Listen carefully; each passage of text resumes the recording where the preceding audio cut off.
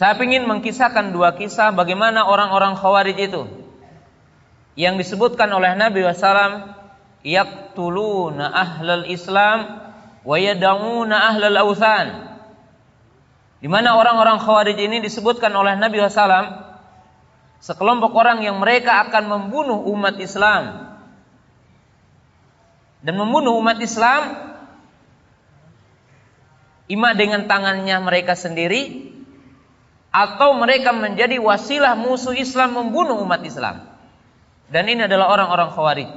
Dan mereka membiarkan para penyembah berhala. Lihatlah bagaimana buruknya pemahaman mereka kepada Al-Quran dan bagaimana mereka mengalirkan darah. Ada dua kisah di zaman Ali radhiyallahu taala anhu. Yang pertama, seorang yang bernama Ibnu Muljam. Dia berjalan dari Hawra menuju Basrah dan dia akan membunuh Ali radhiyallahu taala anhu. Dia mengumpulkan harta, membeli pedang, membeli kuda dengan tujuan membunuh orang yang paling baik, orang penghuni surga, Ali radhiyallahu taala anhu.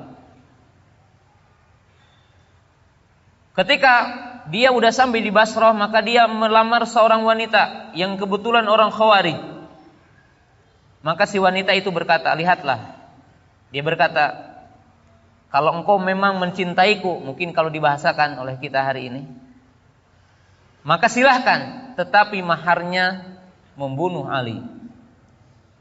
Lihat ya, orang-orang Khawarij ini hatta mahar membunuh. Maka Ibnu Muljam pun berkata, sesungguhnya aku tidak melangkahkan kedua kakiku ke sini kecuali aku bertujuan membunuh Ali radhiyallahu taala anhu.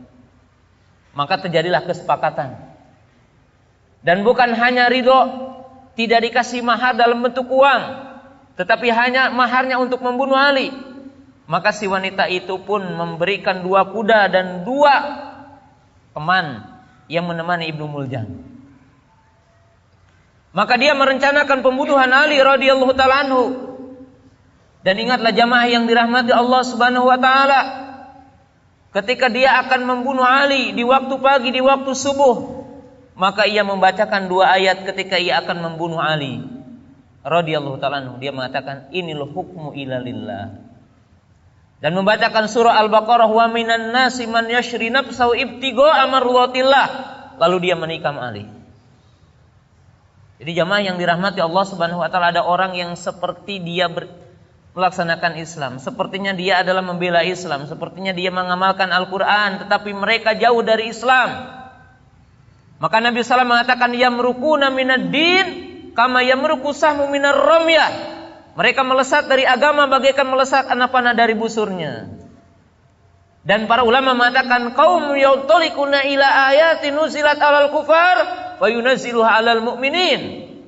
Orang-orang Khawarij ini orang-orang yang mencomot, mengambil ayat yang sesungguhnya Allah alamatkan untuk orang kafir, tetapi mereka mengalamatkan kepada orang beriman sehingga mereka mengalirkan darah orang beriman. Ini dahsyat. Yang kedua, sahabat yang bernama Abdullah ibnu Hobab dan istrinya yang sedang hamil. Maka berjalanlah ini orang-orang Khawarij. Lalu bagaimana? Di antara mereka ada yang memungut kurma yang jatuh dari pohon. Maka diingkari oleh teman-temannya. Bagaimana kamu mengambil kurma milik orang lain?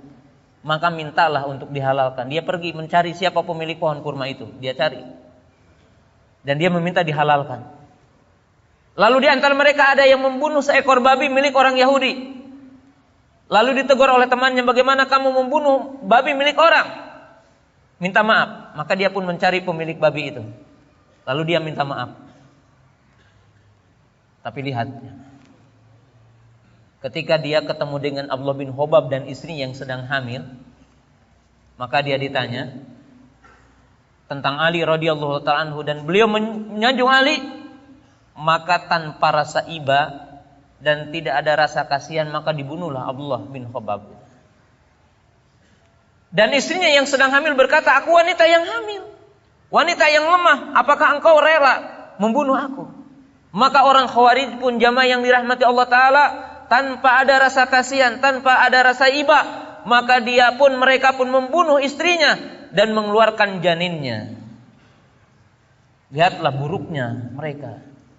Jadi kalau sekarang anak cucu Khawarij membunuh manusia, maka lihatlah sejarah dulu, itu berbahaya.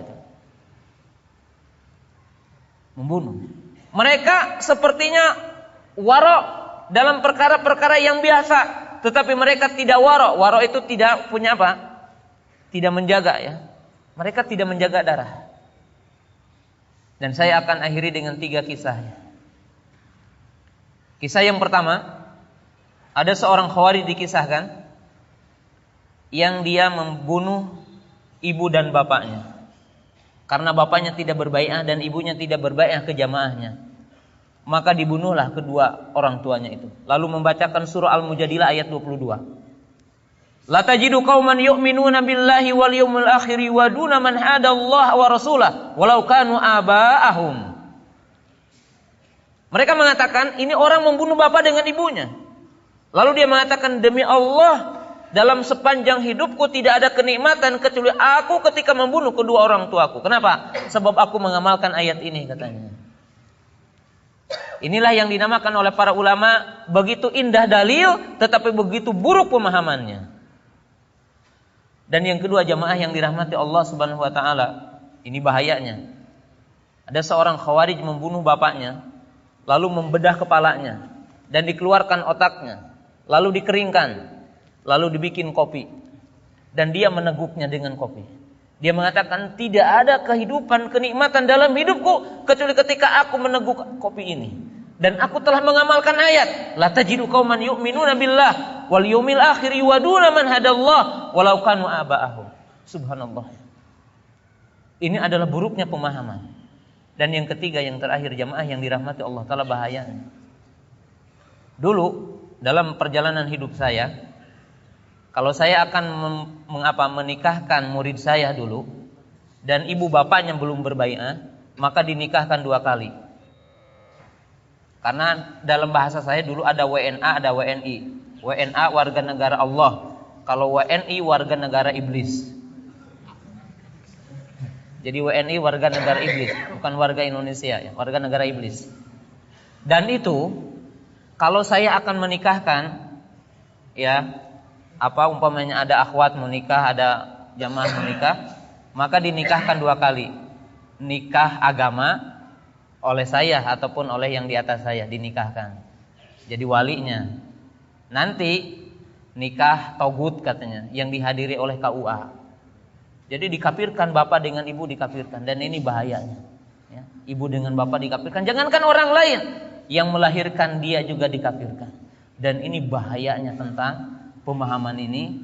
Dan demikianlah mungkin yang saya bisa sampaikan. Dan sangat banyak sekali mungkin ya untuk kita pahami, untuk kita jabarkan berkaitan dengan terorisme dan kekerasan dan akar-akarnya, memerlukan waktu yang cukup. Tetapi dengan apa yang disampaikan mudah-mudahan memberikan pembuka pemahaman terhadap begitu bahayanya tentang apa itu terorisme.